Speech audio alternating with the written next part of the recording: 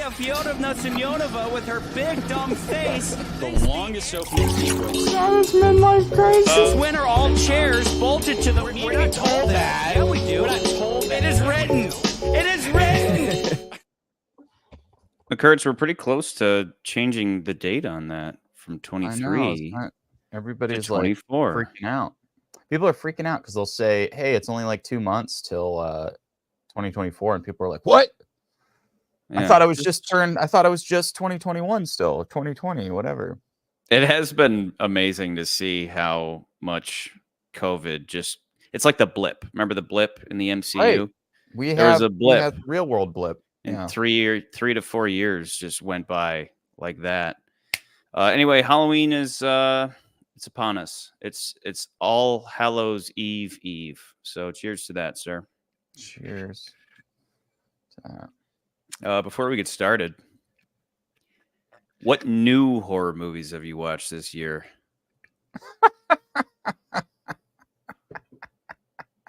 Pull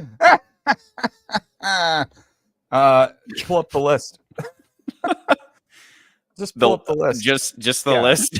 Like anything on there is all you've gotten to? Pretty much. No, the only thing that's not on this list that I did see that wasn't very good was Skinamarink, but I saw that earlier in the year. Yeah, you saw that a little while back. I saw that. It was like it is a art house movie that probably should have just been a 5 to 10 minute short film. Yeah. And there's at least one really great creepy moment in it.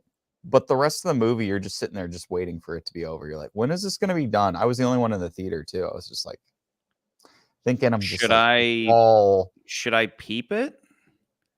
Would you recommend it? No, I wouldn't recommend it. I would be like, Okay. if you want to watch it and just put it in the background, or if you just want to see a weird science experiment, maybe if you just want to do some kind of illegal activity and watch it, maybe. But it's not something I would spend a ton of time watching. Okay. Unfortunately. Meanwhile, I hit Sunshine, of course, Hocus Pocus, because there are children about. The Shining, of course, Sleepy Hollow, Possessor, which I'd never seen. The Crow, which I don't think I'd ever seen in full. The Haunting, Dracula, 28 Weeks Later and 28 Days Later, Horror Express, Scary Stories to Tell in the Dark. I'd never seen that. The Raven, which I don't think I'd seen in full. Halloween 3, which I finally got around to. Batman: The Long Halloween, which I'll count. The remake of Friday the 13th, Dracula, Monster Squad, which I'd never seen and loved. Dog Soldiers, which I'd never seen. Batman versus Dracula, Labyrinth, The Exorcist, Needful Things, which I'd never seen. The Blob, the original. Exorcist 3, Exorcist 2, which I'd never seen. Casper, Ghostbusters. So I've been Fallen. So I've been hitting. You've been some fun stuff. I watched I've been busy, yo. I went through and rewatched all the Universal monster films. That was my horror movie. Yeah, I watched Dracula. viewing. That's as far as I went there. Yeah, I watched Dracula, Frankenstein, Bride of Frankenstein, Invisible Man, The Mummy. I've never seen The Mummy. That was the first time I'd watched that. I watched Wolfman, which I'd seen, and then what was the last one? Creature from the Black Lagoon, which is one that I feel like I thought I'd seen, but I never actually had seen. We should and I kinda wanna prioritize rewatch doing it. those. Hint, hint. Nod, nod. There's like 30. Anyway. There's 31 of them. Yeah.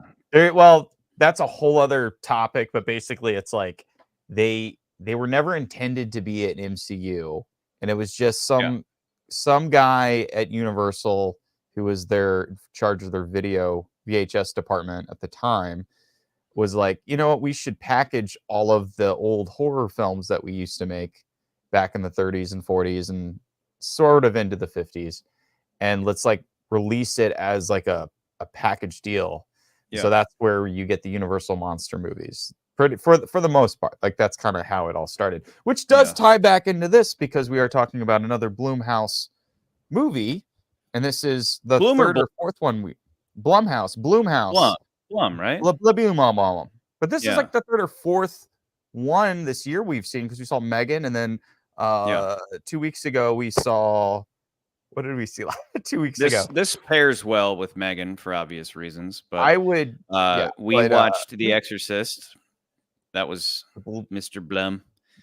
Yes, that's right. But that's I think there was and I another one on said here. in that episode, I said, good for him. Whether the movies are good or bad, the guy's living the life. They're making Horror. Is a it thing. like?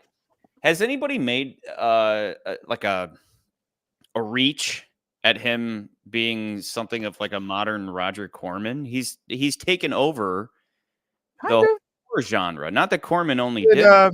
He just did. yeah, It was like the king of the B movie, but he's stepped into that yeah, role of like, hey, guess what? We own every horror franchise pretty from here much. on. It's ours. Pretty much. Yeah. Anyway, want to talk about Freddy's, Let's do it. sir? All right, I'm very curious where you're gonna align with me on this one. Five Nights at Freddy's is a mediocre attempt to adapt a seemingly unadaptable video game, which is about a guy working a security job at a Chuck E. Cheese-like establishment, only to realize that the seemingly friendly android mascots have a murderous will of their own. Upside, the actualized look of Freddy's androids is great. Downside, nearly everything else. Because when it comes to the story, it feels like they wrote a draft or two at the most and then decided to go straight into production. Half the runtime is about the security guy trying to solve a mystery about who kidnapped his little brother when they were kids. Meanwhile, his little sister is a telepath and can communicate with all of the androids, who, as it turns out, are actually possessed by the ghosts of murdered children. At that point, we simply don't need the little brother plot when giant anthropomorphic pizza place animals are threatening to murder your little sister. Let's focus on what's actually interesting here. But no, a movie that should have been self-aware of its own ridiculousness spent way too much time telling a completely unrelated story and taking itself too seriously when it should have been telling its own backstory while delivering fun scares.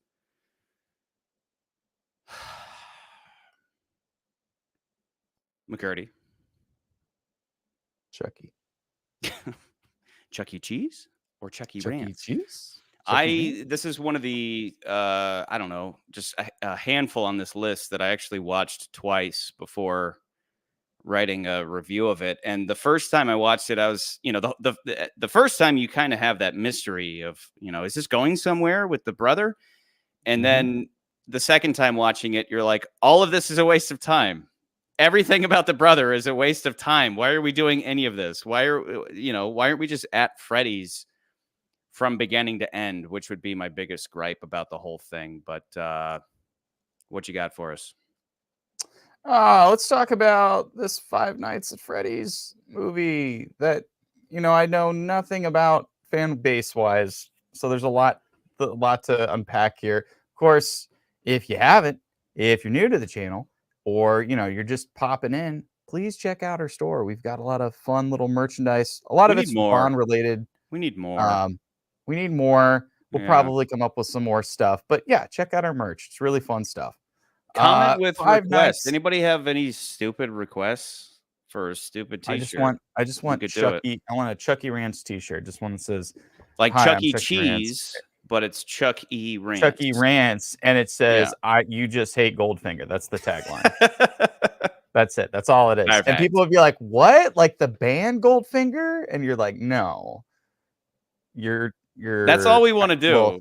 That like we just want to confuse people. Like a stupid t-shirt. Stupid shirt with a people will be like, what on it?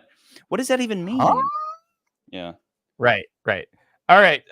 So Five Nights at Freddy's is directed by Emma Tammy, written by Scott Cawthon. I think that's how you say his name. Seth Cuddleback and Emma Tammy. Story by Scott Cawthon, Chris Lee Hill, and Taylor McIntyre. Based on Five Nights at Freddy's, created by Scott Cawthon. Cawthon. His name is all over this movie. So Cawthon. All right, here we go. Five Nights at Freddy's is based on a cult video game series created by Scott Cawthon. In the game, you usually play a security guard at a local kids' pizza place a la Chuck E. Cheese who must survive the night before the deadly animatronics that haunt the pizzeria come and get you. Cawthon had created the series after negative reception of his previous family-friendly game, Chipper and Sons Lumber Company. The characters in that game looked too much like scary animatronic animals. This prompted Scott to create a new game, which became Five Nights at Freddy's. After YouTubers found the game, it gained a cult following. The first title came out in 2014, so it's really not that old of a game. It's only like about 9 years old. There's been about 18 games released thus far. Some of them are main games, some of them are spin-off games. 18? Yeah, there's a bunch of them. I was counting Wow. them on the list. I was like, and some of them are like main games, and then there's some like spin-off ones. So they're not, Okay. and they're all of different caliber of play too. So Yeah.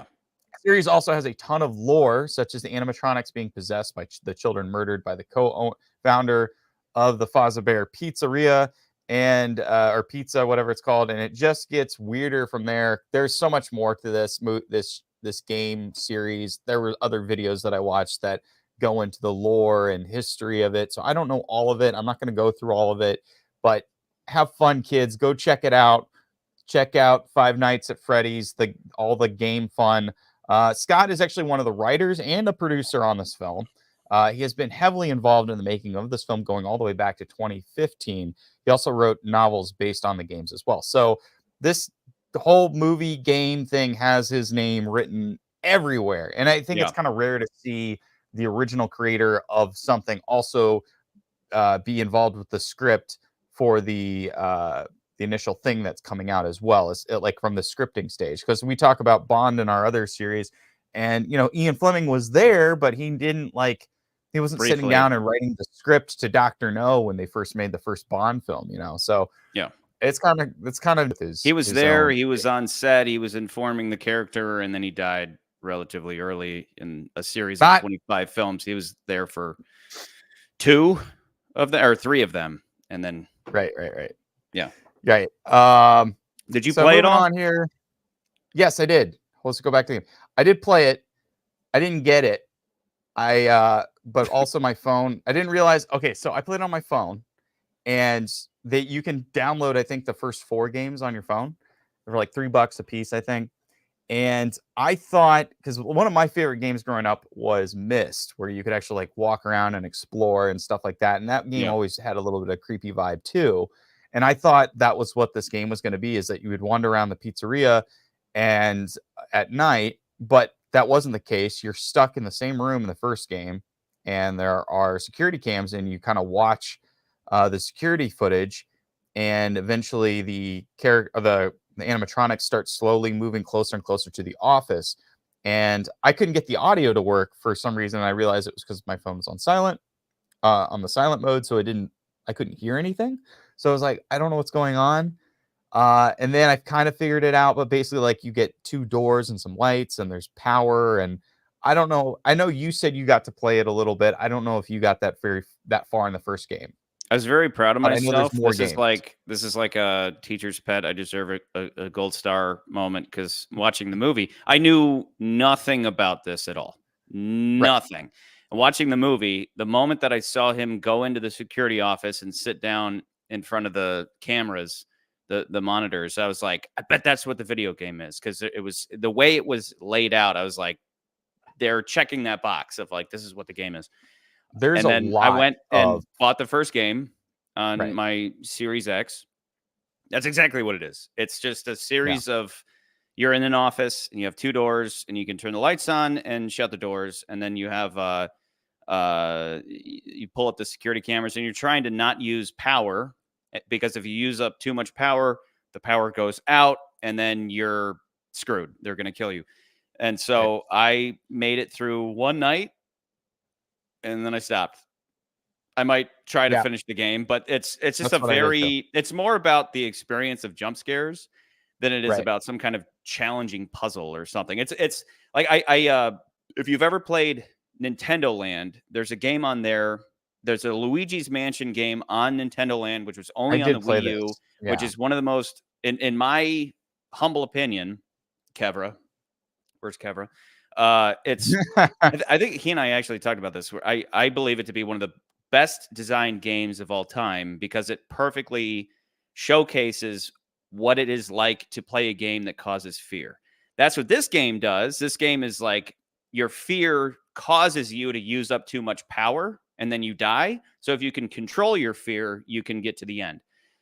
This Luigi's Mansion game is very much the same. That's all I'll say on it for now. It's not worth going into. But if you can get your hands on a Wii U, get a copy of Nintendo Land, and there are any of the games that are 5-player are brilliant, but this one is the most brilliant because it perfectly mimics what it's like for people having to work together and control their fear. They have to control that emotion in order to defeat their enemy. So, but I had fun surviving the first night, and then I went back and watched the movie again.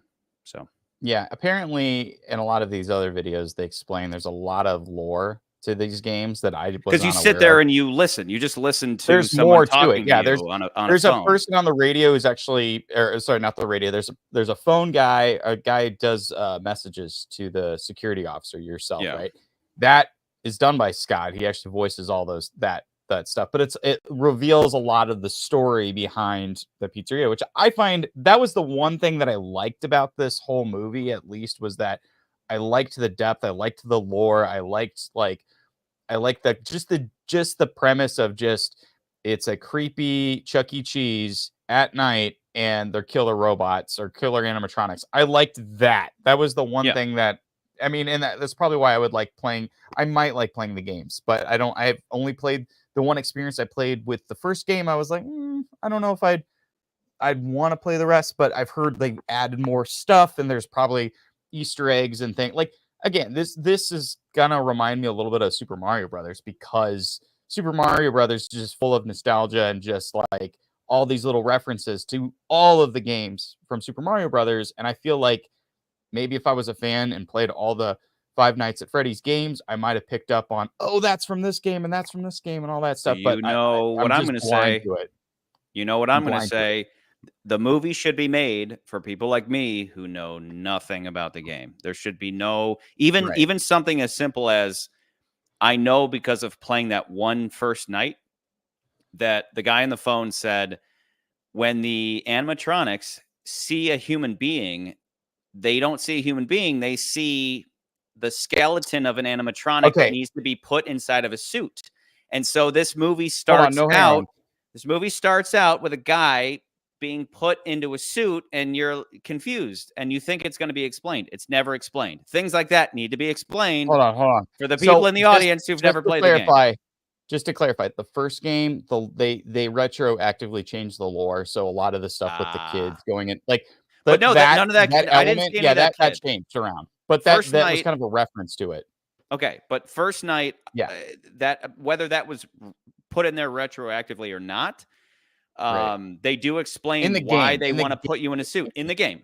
They explain the why they want game, to put you in a suit, what and so there are the two movie on times in first this saw. Yeah. movie where they're being put into a suit, and it doesn't look like they're being put in a suit. It just looks like they're being murdered, like something out of Saw. So it probably Mhm. should have been explained why every security officer is randomly subjected to being, stuck in a chair with a bunch of saw blades essentially coming at your face. But they don't explain that, right? They don't explain that for people like me who don't No. know I anything mean, about again, these games. I don't know what else to tell you. But let's go ahead and move on. I Yeah. only have a couple slides to this one. I didn't really go too far with this. Emma Tammy is the director. You probably never heard of her. She hasn't actually done much. So the last film she directed was her first and last film that she directed was a Western horror film titled The Wind. She has also directed a few episodes of Into the Dark in a podcast series titled The Left Right Game.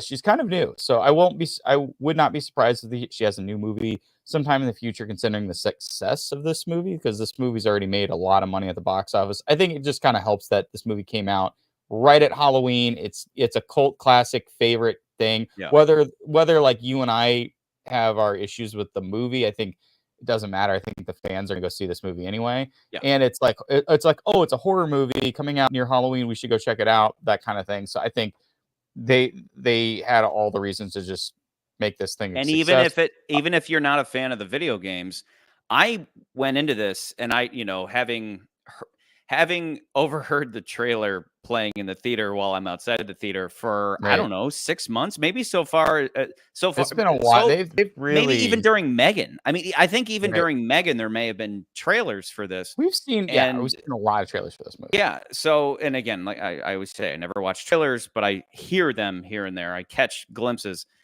and I love the premise. I'd never played the video game, but I'm like, oh, a haunted Chuck E. Cheese? That sounds like a lot of fun. I would love to go see a movie like this. I went into this ready to, as I do, same disclaimer every episode. I sound like I want to hate everything because, standards. I walk into every movie ready to fall in love.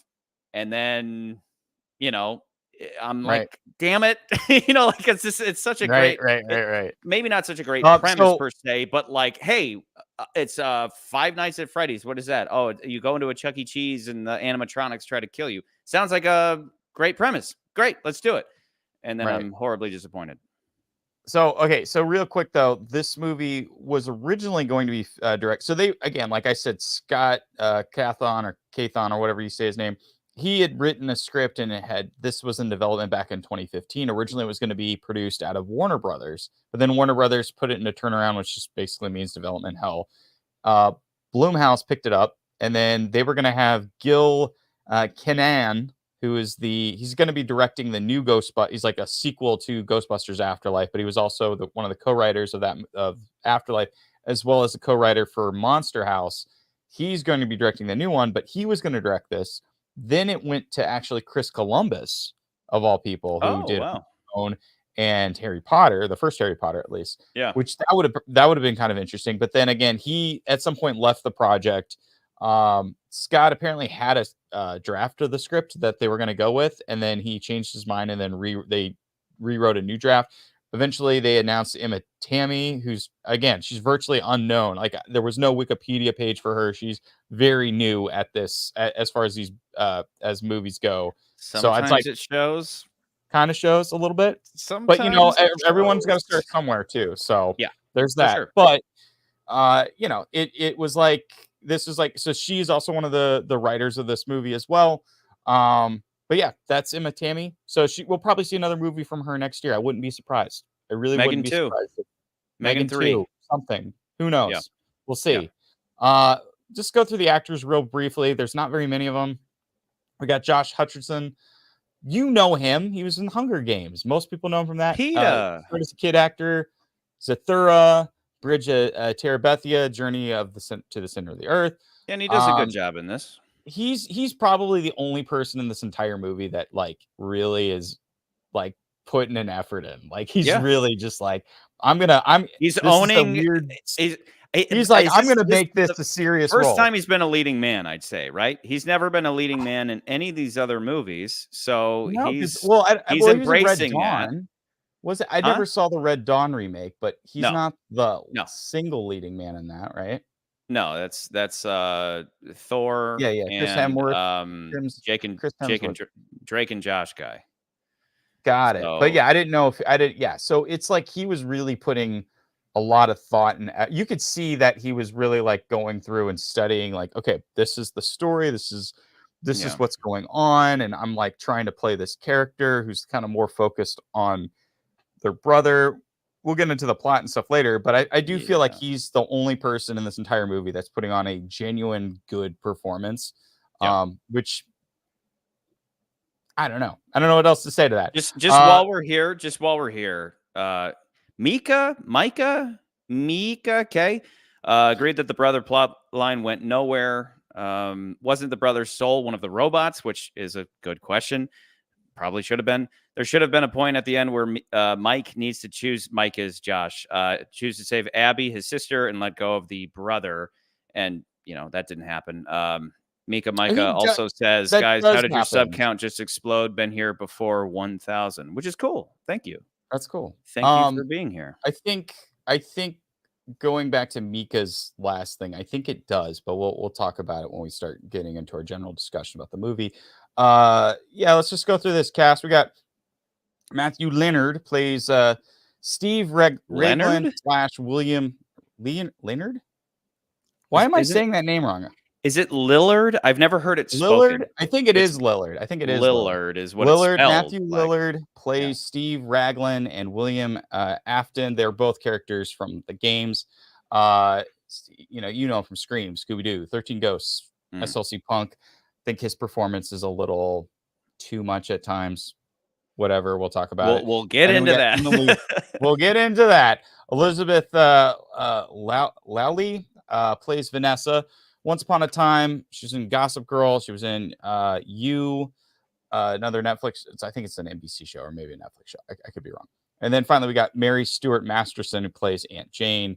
She was in Some Kind of Wonderful and Fried Green Tomatoes. I sort of recognize her. I did not even recognize this Vanessa gal. This photo right here looks nothing like the young lady that I was think it's in because the. she's got. Well, she played Anna in the Once Upon a Time. So on Once Upon a Time was Disney's like live. It was like a live action show, and it starts off where it's like this Snow White's daughter ends up in the real world, and they kind of had a connection to what they kind of wanted to make it something like a Lost-esque type show. And it Okay. turns out that all of these fairy tale characters are living in this town called Storybrooke, but they don't know that they're living in this town because there's some enchantment in the real world, our world.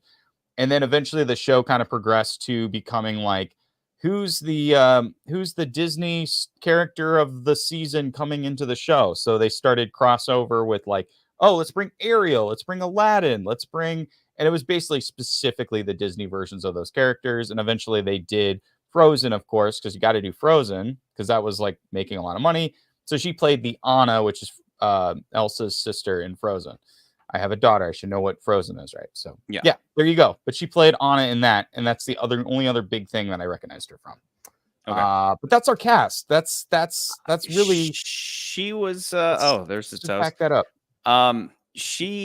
We'll get into how she was my least favorite part of this whole movie. But anyway, where are you for now, sir? Where are you right now? Here was my reaction leaving the theater. Okay. I was like, I liked it more than Haunted Mansion.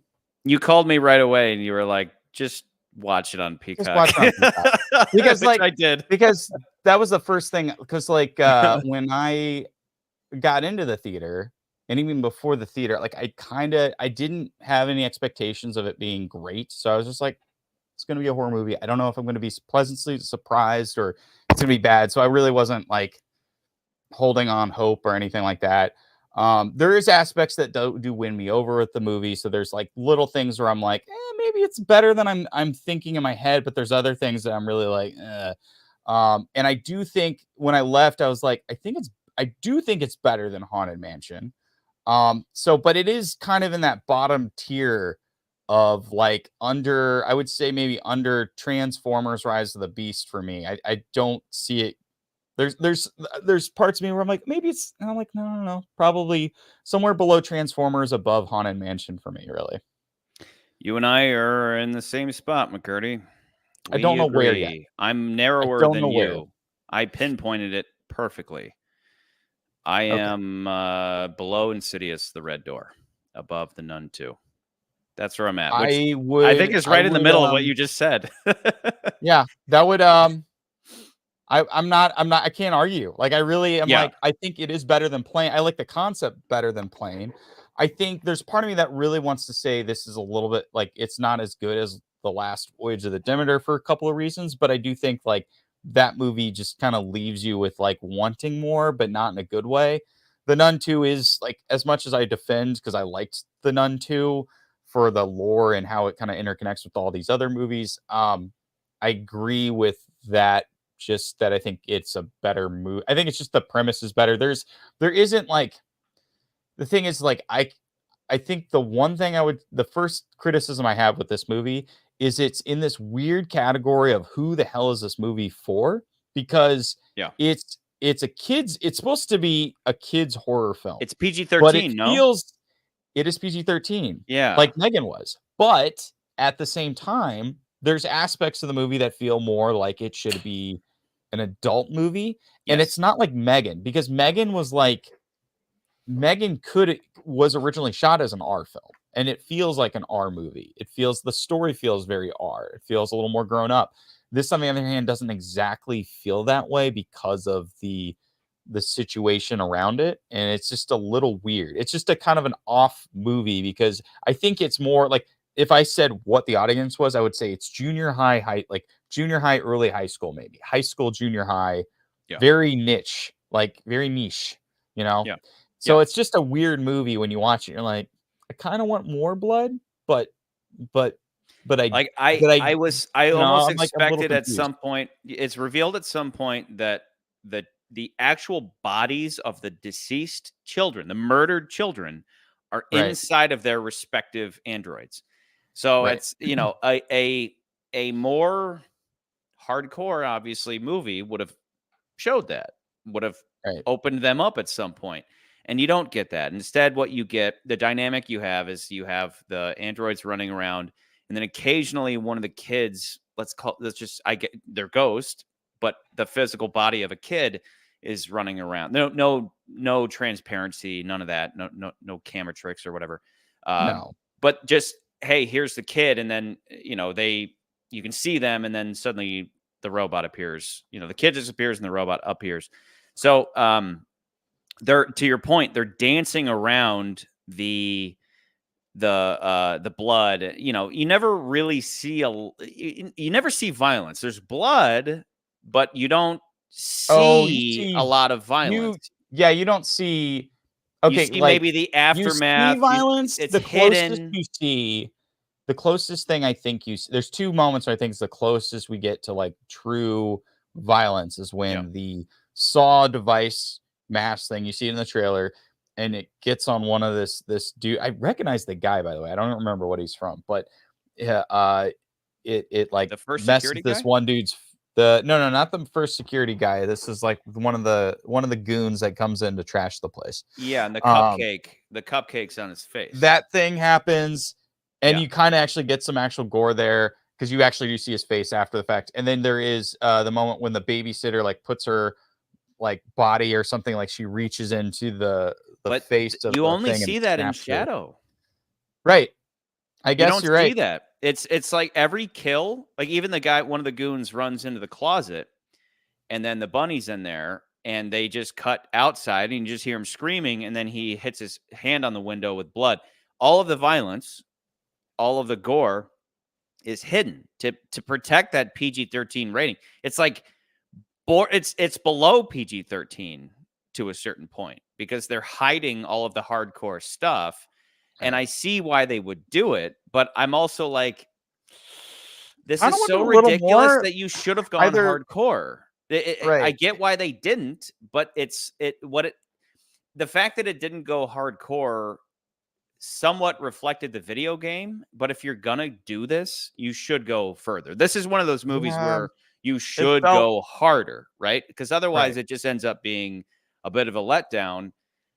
Because the story isn't good enough. Like, okay, dude, in the last week, I've watched Hocus Pocus like a dozen times in the last week because, you know, I introduced it to my nieces and nephews. They love it. We watch it on repeat. The story is fantastic, right? The story here sucks. So if you would have gone harder into the gore, you would have at least had more horrific stuff. If the story sucks and the gore sucks, the movie sucks. Just okay. So stop. can we talk about just the story? Because I know you're going to go on a whole tangent. But you're going to do that thing. Let me get rid of the list. Let me get my speak out. Let me get rid of the list. Yep. I would rather be walked down than move up. So you already defended the Nun and Last Voyage of the Demeter. I'm okay with that. List gone. Anyway. Okay. So let's talk about the story, because I know you were like, it's not the best story, and I think it's okay. The story in itself, and I think with the brother plot, it works fine. Like it starts off fine. It's perfect. It actually starts off really well. It starts off really well because you're getting into the head of. I have so much to say about this. So you're getting into the head of Mike, who's this guy who's like can't hold down a job. He seems to be gone from job to job. There's something wrong with Mike, and he's obsessed with something. And you find out eventually, it's not revealed right away, but it's eventually you find out that he was in charge of watching his brother. His brother got taken at a camping trip when he was really little, and we never find out what happened to his brother. And he is like, that's his ghost. And screenwriting, they call it, right, your character has a ghost. So he has this ghost. You even see it greatly demonstrated when he's as a security guard at a mall. He sees somebody taking a kid and he's like, come on, let's go. And he thinks that it's some like child molester or somebody grabbing a kid. And so he beats the crap out of him and he gets fired. And I was like, great. This is all great character stuff. And it turns out that was the kid's father. So right away, like you're great like, character stuff. Yeah, and to your point, That stuff's great. The opening starts with a security guard in Freddy's, and the security Right. guard goes through basically what you go through in the Just video an game, opener to right? tease what the movie's going to be, Exactly. because you got to know Then we're gonna go end up there eventually. yes, so we go from that security guard to Mike, who is our protagonist, and he does everything that you just said, and that was all we needed. Everything you just laid out is all we needed to understand Mike, that damn it, he will defend the innocent because he's got this ghost. But then that ends up being half the movie, is just like reliving the same memory over and over that never pays So off. he has But this. So continue. then there's this added element where, and like, here's the thing. I know that you were saying like, oh, we didn't need this brother plot. I liked the brother plot. I think it needed a Like we better just said, though, connection for to the a scene full or two. story, though. For a It scene or needed a two. better connection to the final ending. bit of the story, and I think Yeah. there's an easy fix that they could have done, and we just never got there. Like I said, And the there's first another time there's watching another it, there's other two problems that I had to have with it. But anyway, yeah, hold on. the first My time other thing watching was it, you're like, "Where's the brother plot going? Is right. this going to resonate with the Right. ending?" And then the second time watching it, I was like, So knowing that it doesn't do anything at the end, other than the fact that when it's revealed who the baddie is, it's yeah. like, "Oh, I killed your brother," but who cares at that point? What does It that doesn't even even matter at but that yeah. point? So so the other thing about the plot that I didn't like, and this one's more of just like it just makes the story more convoluted and harder to understand, because if you're watching it with just your eyes, I think, and it's like it was written in a way to just avoid a cliche, was just, hey, yeah, they're brother and sister. That's not his daughter. And because when I went into the movie, I thought that was his daughter. Yeah. And like that would be, to me, that would have worked just as well. I don't know if they decided to change it because they were like, oh, our star is Josh Hutcherson. He looks kind of young. Let's make it the sister. Yeah. If that was their thinking. But I think it would have just worked. It would have just been cleaner if mom had died and he's like has this weird obsession and that's his daughter versus it being his brother. That to me I thought was kind of weird and clunky, because you don't know. It's just kind of written off as dialogue like, oh, what happened to mom and dad? Well, dad ended up killing himself or leaving, and I don't know, mom left. We don't know. And it's a little just kind of, that whole thing's clunky. On top of that, then we get introduced to the aunt character, who is also one of like this kind of very first draft, really rough character, where she's like, oh, I want to take your sister. I want to take care of the sister. But he's like, no, because you just want the money, and this is the only reason that's keeping him from or it's the thing that's driving him, is that he has to have all these jobs, but he can't seem to hold jobs down because he's holding on to this ghost, and he's doing it so he can keep his sister with him, his last family member, because again, it's like he lost his brother, so he's naturally like, I got to hold on to my sister as well.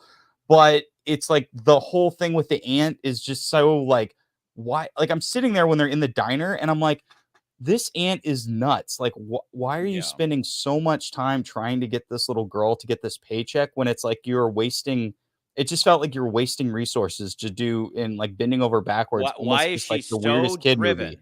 What is Yeah, it? it's just What's so in it for weird. her? Oh, a check every month? Well, she has money. So It what, seems like you she know, has money, so it's like, yeah, I don't understand I mean, if they had what is the rewrote drive that here?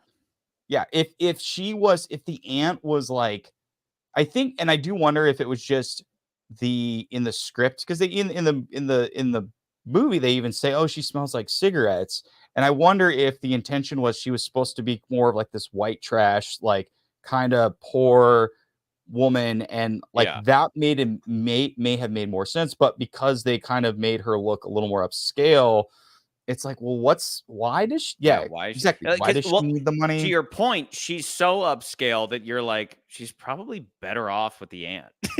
Like Like, why would she, the brother should just give her up, why? Yeah. And even, okay, so but even if they went with, okay, she's upscale, she wants to like make it genuine at least, but the whole Yeah. idea that like, I don't know, just make it look more genuine on the outside, but it's just so cartoony as far as how it's played. It just seems bizarre. Yeah.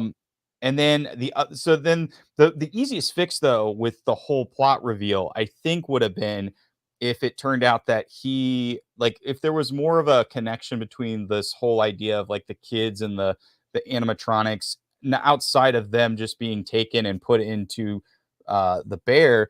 Or I mean, you could have even done something where, like, he, instead of being taken at the woods, he was taken at Five Nights at Freddy's. So then he's already like invested in the story even more, so that he's like getting the security job at this place. Like, that would have been Because even more of a connection. it's a whole plot detail that he was taken in Nebraska, and we don't know where this story takes place, right? No, we have no idea. The cop lady who we'll talk about, it said GFPD. So whatever that is, Great Falls, whatever that is, it's never said Right. what GF is. And so, but we know based on how they talk about Nebraska that it's not the same state, right? Like, she's, Right. they wouldn't refer to their own state in the ways that they do in the movie. So we know that his brother was taken somewhere else. His family was on vacation and his brother was taken. So, but meanwhile, the bad guy at the end of the movie, who I'm going to reveal now, is the same guy, the owner of Freddy's, who But is he's the also same guy who is the job placement guy who is giving Mike jobs, right? Is helping Mike get a job at Freddy's in the first place. Which, again, we'll get into that too. But so he went off to Nebraska and took his brother, but then what about the other kids at Freddy's? Are they all they all disappeared from Freddy's? So even that's something where you're just like, what? That could have been its own. That could, like, it's not, that doesn't like give me a headache, because it's like, at least when you think through it, you're like, okay. But I'm like, okay. But no, what you're saying would have been better. It's just his brother disappeared from a Freddy's, and then it would have been boom, cleaner. It's a little cleaner. But with the idea with it's like Nebraska, it's like, is this kid this is the thing that okay, let's just talk about that character. Just that. Ooh, nice. Very nice. Very nice. Let's just talk about that character for a second, right? The first time you see Matthew Lillard, when he shows up, it's like, it's almost like an applause moment. It's like, oh, Matthew Lillard, we haven't seen you in a movie in a while. We really like you. He's going to come back because he's such a big name. He's not just going to be the job placement guy. Right. But the big thing that I hated was that his whole performance is just so hammy and so obvious that there's something ominous, and he plays every line like that. And I don't know if that was like a direction thing, or if like he was like, oh, I'm going to play this like, oh, I know this is a fun, quirky kids game, so I'm going to make it very obvious that I'm the bad guy. So, for instance, there's a moment there where he's like, what did you say your name was? And he's like, Mike. And then he says Schmidt. And then it's almost like he realizes that he knew that this was a brother. So then suddenly I'm like, everything changes just because he recognized the last name of a kid that he took in Nebraska as being the same last name as the guy sitting in front of him having an appointment, a meeting, and immediately went, this is the brother of the kid I killed. Now that would have worked. Schmidt. Here's the thing. Schmidt is a common name. Right. Here, this is how that would have worked if we had rewrote the script and made it so that he disappeared at Freddy's. It would have worked, because then it would be like, oh, well, he was in the newspapers and everything, so this was a big case and people didn't know what happened to him. Maybe he was the first kid to disappear at Freddy's in the 80s. 1 or 2, man. It's draft 1 or 2. You're talking. It would have made more sense, 3, 4, and then it would have been 6. like that whole line would have made more sense. But it just doesn't make sense when it's like, oh, he has to go to Nebraska. Like it's just kind of like, wait, what? So that whole thing's weird. And then when we get to the end of the movie, I think the thing that I wanted out of that character was more of a sense of like his psychology as to why he is doing these murders. And I know it's like, that's a lot to ask out of a kid's horror movie, but it's like, I just need the scene. I just need the thing to understand what motivates him to kill, because we don't get, it's not like our last movie. We saw the brilliant Killers of the Flower Moon, where it's like, it's all motivated by money. We don't get a scene that it's like, is it a sex thing? Is it are you just a weirdo? Or like is there something specific about the psychology of the character that makes me feel that like I needed that, and I never get it. We talk a lot about how screen time is important. Anything that you're emphasizing should be important. That's why my whole opener was that, somebody would say, well, I don't know, that subplot with the brother is important. Yes, it's important for the first 5 minutes. Then it needs to go away because that screen time needs to be given over to what you're saying is the backstory of all of Freddy's. This whole fascinating Chuck E. Cheese murderous android thing needs to be given some proper backstory. So what do we have? We have 5 kids. We have 5 androids equaling the equivalent of 5 souls of children in their bodies who have been murdered. We could have been going back in time to the 80s and seeing all of their backstories and then having those backstories provide significance for everything happening in this movie takes place, I believe, in the year 2000. You see at one point early on, there's a security camera. You see a little screen. It says 2000. Yeah, all the TVs are old. They got and flip phones. There's no iPhones. No iPhones. So you know and see like, okay, it's 2000. So what's her name? Emma Tammy, the director. She shows her newbiness a couple times. You and I have talked about it on different episodes. Again, what you emphasize should be important. And sometimes a cutaway is just a cutaway. Like in Quantum, we went hardcore on cutaways and stuff like that. But even like right away, especially watching it the second time, she emphasizes flippant things. So allow me to... I have no idea what that was. Did a thumbs up just appear on my face? Thing. Do we get thumbs up and like that just happens? Like that's a new feature? I've yeah, I've never seen that before. Wait, why is there I was just going to talk through it like it didn't happen, but that was like Freddy's ghost. It's like, it's a new feature. So anyway, so while they're having that first meeting where Mike's with Lillard and he's trying to get a job, they do a quick shot, right? So let me set it up. He's like, oh, your name is Schmidt. Oh my God, I killed a kid named Schmidt. You must be the brother, right? So he gets up. He starts acting weird. He gets up. He's like, hey, you want coffee? And he goes over and they have a POV shot, a top-down POV shot of pouring coffee. Now, the Quantum of Solace episode, we talked about the infamous whiskey pouring shot. And you were like, what a flippant shot. And I was like, well, it has meaning if you think about it. This, though, was right away, the moment I saw that shot, like, let's get like a stylistic close-up of the coffee pouring. I was like, newbie director. There's no reason for that. And it's not like that was the only shot. She did this several times. Like, early on, we see Mike at an ice cream shop in the mall, and they do a close-up, like a stylistic close-up of a woman in front of Mike in line, and she's like a Karen, right? She's like, I want this ice cream, and I want the fudge on the side, and I want this, and they give her this close-up, and then they do that throughout the movie where they have these random characters. And they're really emphasizing them. Like, so that's one where you're like, why are we emphasizing this woman? What is the point of this? Right. Then cut to they're at a diner. The aunt, I'll say evil aunt, is at a diner with her lawyer and with the nanny and the nanny's brother.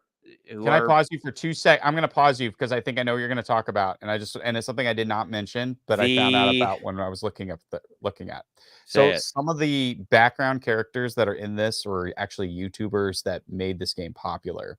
So what had happened was when the game came out, it just like, again, like there were YouTubers that discovered the game, started doing a playthrough on YouTube. Again, this is 2014. This is not that long ago.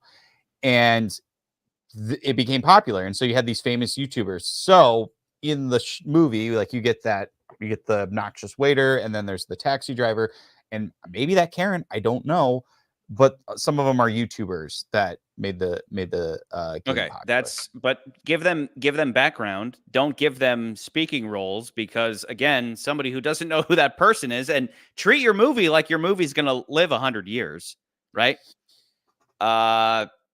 Okay, so maybe the ice cream lady was a YouTuber. I didn't know that. So I I don't was know like, if that's a she stupid was, but detail. from what I The know, is the taxi driver and the waiter were. There's this obnoxious the obnoxious waiter is one of these YouTubers. Okay, Yeah. so that's what I was getting at. You have this obnoxious waiter who's like, they say lunch is the most important meal of the day. Like stuff that's like somebody's writing a script and it's like, put something funny in there. And it's like, well, people always say breakfast is the most important meal of the day, but this guy's going to say lunch is, and he's going to be real obnoxious. He's going to be big, right? It's stuff that if you're already worried about cameos for your movie, as opposed to just making your movie as good as possible, then you've lost. So stuff like that, maybe it's not Tammy's fault then, if they're forcing her to, if like the creator of the game is forcing her to put these people in, but it's Right. things that are like these details that aren't doing you any favors. So that was definitely one of them. And then the taxi driver was fine. The taxi driver was like, No, he because wasn't. because I'm the not saying taxi he wasn't driver just actually had to take the little girl from home to Freddy's. So it's like, okay, it's a fine gag. Right. Even though his performance is hokey, right? He's like, oh my goodness, his performance sucks. But these other characters though, these other shot choices. I mean, the coffee one doesn't have a YouTuber attached to it, but it's still something where like a newbie director is like, well, we need to get a close-up of his hands pouring coffee because it's important. You're like, why is it important? Well, it's not, but I'm trying to be stylistic. The only thing I can think of, You know. with the coffee is that the whole movie makes this whole thing about, he is having trouble sleeping and he has to take these sleeping pills, but at the same time he's going to sleep so he can do this whole hypnosis thing, so he can hypnotize his brain into going into the past. And that becomes like a whole other thing. Yeah. And I do wonder if that's where the thought process with the coffee was. No. But like No. I said, No way. I thought maybe he was like going to poison him or something. So like, and I to your point though, as I agree that there are times where it's like, was there a point Yeah. to that shot? I'm not always going to be a wanna do that? stickler about every single shot needs to have significance. And if you're cutting to that, then that better have so much meaning. It's more like knowing that this is a pretty much first time director and Yeah. then seeing stuff like that, you're like, okay, this is a clear cut case of we're getting this stylistic shot because I want to come across as stylistic rather than it having significance. Because there really is there's nothing. There's a lot. And I'm coupling that with the idea of these weird, wacky characters. Like, oh, the waiter's going to be wacky and the taxi driver's going to be wacky and the customer in line is going to be wacky because, stupid stylistic choices. Huh? Yeah, I should make a movie like that. Just where everything's wacky and stupid. Where But everything's anyway, wacky. so the job placement guy ends up being the owner. So you can draw the conclusion that it's like he's the He'd been owner doing of this a Freddy's, while. He's setting and people he's up. always looking for people that he can send to Fred. Like he's always looking for the new security guy to send. And this is what I mean. This is why the movie should have been a little more self-aware.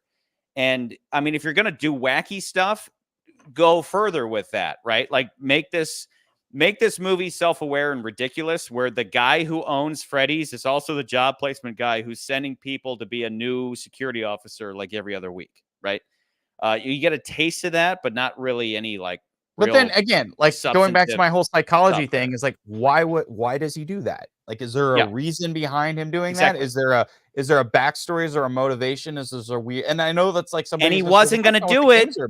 He wasn't going to give. Scene. He wasn't going to give Mike that job until he found out that he was the brother. So, like, why would he not have made him the new? You'd think he'd be chomping at the bit to make him the new security guy. You'd think he'd be like, "You're perfect." It just feels like there is a piece of lore that should have been written that is missing. That just needed to clarify that to make it seem more motivated as to why he would do that. I want to move on to the next little thing. Hold on, I want to move on to the horny cop. Let's talk about Vanessa, the horny cop. The worst part of the movie, in my view. She's the horny cop. Like, she shows up. First time she shows up, and I'm like, why is she trying to sleep with this dude? Like, every line that she has, she is just hitting on him. I'm just like, who are you? Stuff like that is where I go, okay, a nerd like, what is going wrote on? This movie, where it's like, what's my fantasy? My fantasy is that I'm the security guy, and a sexy cop shows up, and she Right. bangs me, and you're like, this is immediate. The moment that you see a hot cop, I'm just like, bad Yeah. casting. The moment you see hot cop, I know attractive cops exist. I understand they exist. But the moment I see that in a movie, yeah, I've said this, I'm on record saying this. I'm like, there are times where you shouldn't cast attractive people. I mean, look at PETA. Look at Mike. Mike is like an average looking guy. I think he's perfectly cast. I think the cop character shouldn't have been this like really attractive female, because immediately I'm like, oh, I'm watching a movie. This isn't real. This isn't reality anymore. Especially if she's like you said, she's all about banging him. The first time she meets him, she's like, oh my God, we need to. She acts like she knows him from minute one, to the point That's where what was weird. she's It just annoyed with felt him. like- She's like, you never said you had a daughter. It's like, I met you 5 minutes ago. Why would I tell you Right. anything about my life? Like, why So- are you so obsessed? Like, it just felt It's weird so because she just bad. shows up and she's like, I'm like, there's no, you know, you and I, we were talking about like Goldeneye and how I complain about like how quick of a turn it's like going from I hate you to like wanting to sleep with you. This was just like even worse than that, because it's like she just shows up and like every single line of dialogue out of her mouth is like, are you hitting on him? Is that, and then it's like, it's every line. It's not just, including the worst and one, then on McCurdy, top- she shows him the because you know Yeah. it makes sense when she's like, okay, like almost immediately we don't get a like, oh, you're cute, like kind of like Yeah. if we just got that, I would have been like, or I'd a be like, moment oh, there's or some a chemistry there.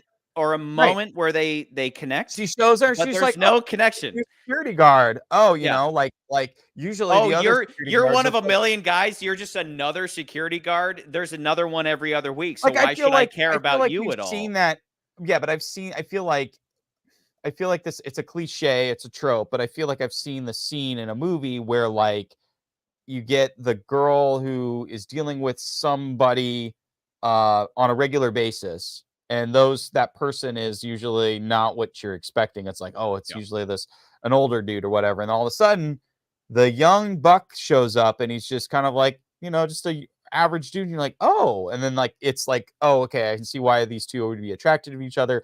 So like if we just had that little moment where she's like, oh, you're the new security guard, you know. But again, this also, the problem is this movie's like holding on to this little thing where it's like, oh, she has a backstory and this is why she knows, because she's actually the daughter of the owner, and that also feels weird and clunky, and you're like, I don't understand.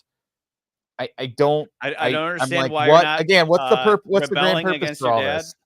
Yeah, But again, like it goes back to what's the grand purpose? What is Yes. like what Yeah. is what is Matthew Lillard's Yeah. goal? But- Like okay. is his But- goal to kill everybody? When she I don't first know what shows his up, goal is. when she shows up, she's just like, "Hi, I'm hot cop, and I'm gonna come in, Right. and she's like, you've been acting weird ever since I showed up." It's like, yeah, I'm new at this, and I don't know who are you? I don't know what's happening. And then she shows him. She hits the stage show button, and just like we all saw as kids, the Chuck E. Cheese, you know what you see behind me here. Suddenly there's the stage show, the animatronic show, and she turns to him and says, "Do you want to dance?" And you're just like, God, she's What? hot to trot. Like she's just hot. What? This hot What? cop shows up, and that's what I mean. That's where I'm just like, this is all stupid. This is not reality. This was written by some cuck who just some stupid idiot. This sucks. This, in a word, it sucks. So then I fast forward literally to the next audibly day. went like, what the hell? Yeah, I think well, there was a couple at that times in this point you movie- expect her to be a bad guy. At that point, it's too good to be true. At that point, it's like a harpy song, a siren song where you're like, Right. okay, a hot cop shows up and wants to bang you. Something bad will come from this. But no, she ends up just being like a good old girl the whole movie. So anyway, cut to the next day, and she just shows up at the goons busted up the joint, and Only she shows thing I up at like- his house, and Only she's like, well, Mike never told me he had a daughter, which I already said. It's like, I just met you. Again, I got why would I tell you confusing. anything That about my part got life? confusing. He Right. says, "That's my sister." And then they go and they take a walk and he tells her why he's taking sleeping pills, blah, blah, blah. But while they're sitting there, she's like, "So your sister seems cool." It's and that's where I'm like, this script was written by a loser. Like, your sister seems cool. You mean the sister who said hi to you and she's like 9 years old? So every single one of her lines comes across as unnatural and forced and stupid. And there's a lot more of them that I'll highlight as we go on. Oh my What were you going god. to say? I was just gonna say the one scene or aspect of the movie that I really did enjoy was when all the goons come in and they break into the place. And as much as I don't like the motivation for it with the ant, which just seems so like it makes okay, it logically does make sense Yeah. if the ant was like McCurdy, this like keep white going. trash no Keep do-gooder. going. I'm going to disappear for a second. Oh no, I'm gonna be by myself. Oh man, this sucks. Anyway, if it was just like she was a white trash and do-gooder, I think that scene would have made more sense. But I did enjoy when all of the animatronics, we actually do see them taking out one of these goons one by one, and we actually see the danger of what these things can do. That scene, that whole bit of the movie, I really liked. Like I was like, oh, okay, this is kind of what I thought the movie was going to be a little bit more of. But then after that, it just disappears, and we don't get any of it. Charlie, I think you're still I think you're still listening, but let me see if there's anything else. I think like I think that's all I had to say, honestly, as far as the general plot of the movie. Unless there were, I mean, there's probably a bunch of little moments that you were talking about you thought were awful about the movie, but I don't know. I went into it and I was like, "Yay, it's great, So so great." you're Okay, you're back. 100% Thank God. correct. You're So 100% correct that moment, which okay, wait, first, real quick. It looks like all night I have bunny ears above me, and then below mhm. me I have like a little blue body, like Oh, you I have little you blue matched arms. your hands. Yeah, I should have like worn yellow. Had I I have worn yellow, then I stood right here. yeah.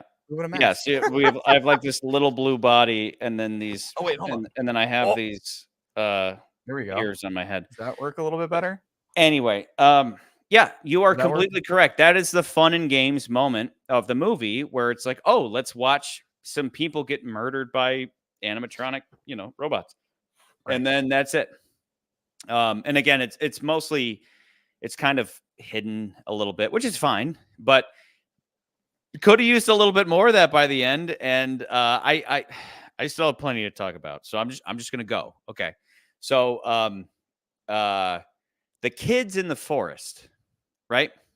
He his recurring dream is that he's in the forest in Nebraska where his brother was taken, and he starts to see these kids. He'd never seen them before, and he's like, "This is weird." When he's in Freddy's and he's doing his dream exercise, he starts to see these kids, and we start to put together like one of the kids is wearing bunny ears, another one's wearing a top hat. So you start putting together, oh, these guys are the animatronic dolls. Right. And then very quickly he sees drawings that his sister has a weird thing where she's always drawing, and her drawings start to reflect his dreams and the dolls and the kids. And, so he's putting two together. All that stuff's fine. That stuff is actually what the movie should have been. But they do a jump scare early on where he chases one of the kids. And then they cut to the kid, and the kid's like bleeding from the eyes, and it's like, ah! And that's a major pet peeve of like, okay, that was a jump scare for jump scare's sake. And they do a couple of those through the movie, and they do it in a kind of facetious manner. Like early on, he opens the locker, there's that little doll in there, and they do like the That jump was okay. scare I sound. actually liked Like, that. I thought and that was a really so funny. that's That my was point. funny. My I point loved is that. that's like making fun of jump scares, but then they Right. do a cheap one where they just cut to the kid, and the kid's bleeding from the eyes and screaming in his face, and you're like, this sucks. Stuff like that is suddenly that's out of context because they never do that again. and they just did it to do it because it's like, well, we got to have a jump scare in here. That's what that reads as. So there are other weird things in those sequences. Did you notice that they kept blurring the kids' faces? Yeah, I did. I was like watching and I was like, wait, did I just see that right? And I don't know if that's a glitch. I don't know if that was a game glitch. Yeah, it was weird. Yeah, they did it several times. I think that might be. I think that might be a game thing, and I'm just unaware of it. But I was like, yeah, that was weird. I didn't hate that. I thought it was kind of like, yeah. I think there's an element to the whole him falling asleep thing that is similar to like a side quest in the game. And I know they have like these 8-bit versions. Like there's an 8-bit side quest in some of these games where you go into this 8-bit world and you're playing a different kind of game within the game. So I do wonder if that's what it was. Regardless, I think that was kind of a weird, creepy thing though too. It didn't make me go, oh, I hate this movie. It was just kind of a creepy. Well, it's another one of those. Why is that happening? Sure, but I'm also like, I think that it doesn't hurt the movie. No. But again, it adds to the atmosphere. Why? It's just another one of these details of like, why? What was the point of it? Because it'd be like this. Suddenly it's like, okay, you see me, and then I'm like that, and then it goes away, and then it comes back, and then it goes away. You're like, what is the point of this? Right. But on that note, though, about the kids, we never, as we said a couple times, we never learn about the kids' backstories, them disappearing. We could have gone through all of their stories one by one. It could have been just like a bunch of creepy stories about the kids. Did you see Black Phone? Did you see Black Phone? I'm gonna watch that tonight. Actually, that's what the movie I picked. I have a couple of people I knew that worked on it. One of my friends worked on it actually. So, but yeah, no, like Black Phone kind of reminds, like that idea of what you're saying kind of reminds me of Black Phone. Okay, there was one thing that I did start thinking about because I was like, I went through all my notes. I'm like, I think we talked about everything. Horny cop, how I thought Matthew Leonard's character wasn't great. The brother and sister thing was a little weird and convoluted for it being a little cliche. The goon stuff I thought was great. Josh Hutcherson's the only one who's taking this film seriously. Okay, so the one thing I was going to point out, because one of our listeners, viewers, had said this, the last bit, and I don't agree with him. So there should have been a point at the end where Mike needs to choose to save Abby and let go of his brother. There is that moment because there's a point in the movie, and I was thinking about this because I was like, point in the movie sucks. Hold on, hold on. Don't interrupt. So I'm thinking about this, and I think it's just because we've seen like 50 some odd movies this year, and I'm starting to see like comparisons to other films. And I'm like, wait, they kind of did that in this other movie, and they did this in another movie. So there's a movie, like I'll use an example because it's similar to this. In the movie the Pixar movie Onward, the character is trying to see his dad, and he never met his dad, and he wants to bring his dad back, and he has there's some kind of magic spell thing that they have to do. The problem is they've only brought half of their dad back. They have to go through this weird quest to actually finally see their dad. It's actually a good movie, a really great movie. But by the end of the movie, what happens is the younger brother gives up, sacrifices the thing that he's wanted this whole time, for his older brother, who actually knew his dad. And so it's kind of a heartfelt moment. And I see that parallel also in another movie we saw this year was Dungeons and Dragons did a very similar thing where Chris Pine's character is trying to find his wife, or trying to bring his wife back. The whole movie he's trying to bring his wife back because he needs his mom. Hold on. That movie was good. That movie was a good movie. Screwed up that bit. That was a good movie. You just hate Goldfinger. The movie is fine, but that bit was the worst part. But it was the same kind of plot thread. Onward it's the same plot thread. It's the same kind of plot thread where Chris Pine has this ghost that he lost his wife, who was his child's mother, and he's trying to get her back, right? But like bring her back to dead, basically.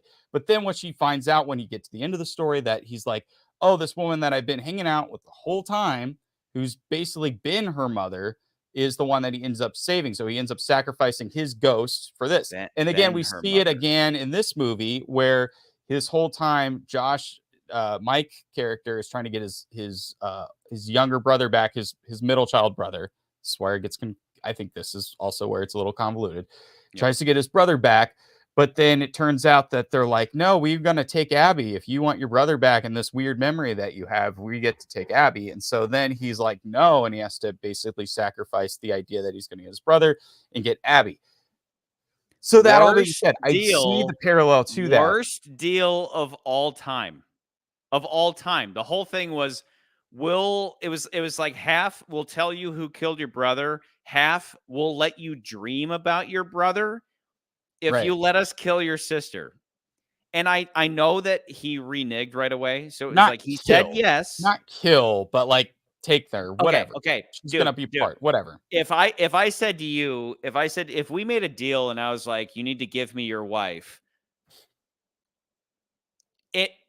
kill, RAPE, keep as a slave. There's no good connotation to give me this human being. It doesn't matter. Right? No, I'm so like no I'm matter how you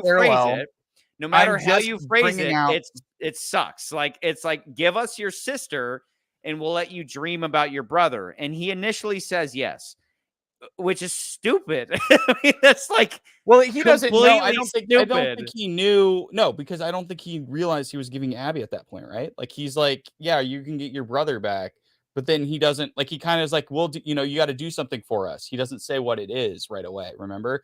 So then he's like, okay, yeah, whatever you need. Like he's just like, I just want my brother back. They make the deal at some point. They say they do, but hold on. When they make that deal, it's kind of like making the deal with the devil, which is, I guess it's like, that's the trope, whatever. But he's making the deal with the devil, and he tells the little kid, he's like, yeah, we'll tell you who killed your brother or whatever. And he's like, great. And he's like, but you got to do something for us. And he's like, okay, whatever. He doesn't realize what you have it backwards. You have it backwards. No, there's a scene before. There's a scene before, and then he reveals later it's his sister. The first scene is, if we tell you who killed your brother, what would you be willing to do? What would you give us? And he says, I'll give you anything you want.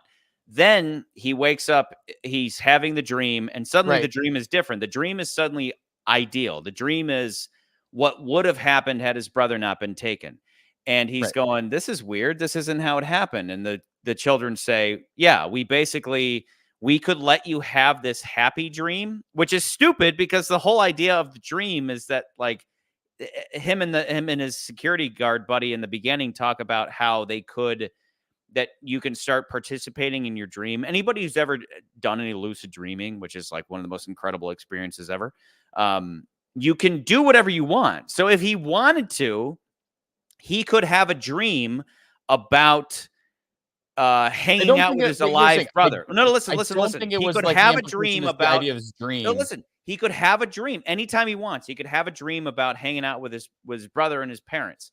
He didn't want that though. The whole time he just wanted to know who took his brother. He didn't want to spend time with his brother. He wanted to find out who killed his brother. So then the children come to him and say, hey, we'll let you hang out with your dead brother, which is something you could do anytime you want in your mind. I don't think if you let us kill your sister. Think that's the implication. I get the implication. What you're saying, but it's like, what do you really, really want? It's like saying, like, what do I want? I want to commit revenge or whatever. But then it's like, what do you really, really want? You want that person you lost back. And so the idea that you're giving it this dream is just as good as that thing that you think it's you want. Something. Okay. That's where he says when he's on the property. That's where I think that makes sense. He says when he's on the property that he has more vivid dreams. So that's where I'll give you a point that for some reason when he's on Freddy's property and he's got the ghost kids, he has more vivid dreams that maybe it would be attractive that he could then hang out with his brother and his parents. But looking at the whole thing, it's like he wanted to find out who killed his brother.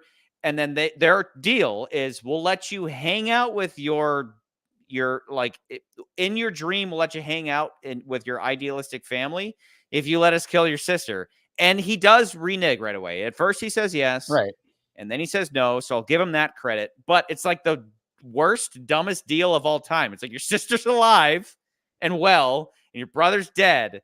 And he's like a 5-year-old and we'll let you hang out with him at night. And it's like at a certain point, you just throw up your hands like this is stupid and going nowhere and dumb. especially because as we've established, it doesn't lead to anything in the end other than the main bad guy being like, yeah, I killed your brother and now I'm going to kill you. And that's symmetry. And it's just forced and contrived and stupid. This movie, like, okay, if I could, like, if I was in one of those test screening audiences and you saw the little graph thing, the graph for Exorcist the Believer would have been this. Like, it would have been like, oh, this is so good. Good. Like bad. that. Yeah. This movie, on the other hand, is this. Like, hold on, where's my camera? There we go. It would be like, yeah. Like it would be a lot of that, because like there were moments in this movie I liked, and there was general things I liked about it. But then you get to certain scenes where you're like, wait, what? Or and there's just little things they may have had to adjust to at least fix those. Again, like they could have recast the ant or re-visualized what that ant character would have been. I think some of the ideas behind the ant would have made a little more sense, or make the cop less of this horny cop, or, you know, like there were like little things like that they could have just done to fix it. Or even, and then just have that piece of information. It's stupid lore stuff about why does he need these souls? Like, at least, what was it? There was another movie, like at least Nun 2 or whatever. It was like, you needed these souls, or Haunted Mansion. It was like, we need 99 souls, or he needs 100 souls or whatever to come back, or whatever he was going to do.